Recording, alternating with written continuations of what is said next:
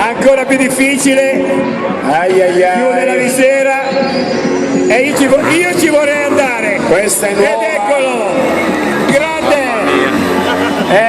ci si può fidare ad occhi chiusi, il limite, Wheeling con il peso di un passeggero e ancora il twister, sempre stretto, riesce anche a cambiare posizione sulle pedane, mamma mia, uno spettacolo, e gli fa fare anche una bella burnout circle per poi partire il Wheeling.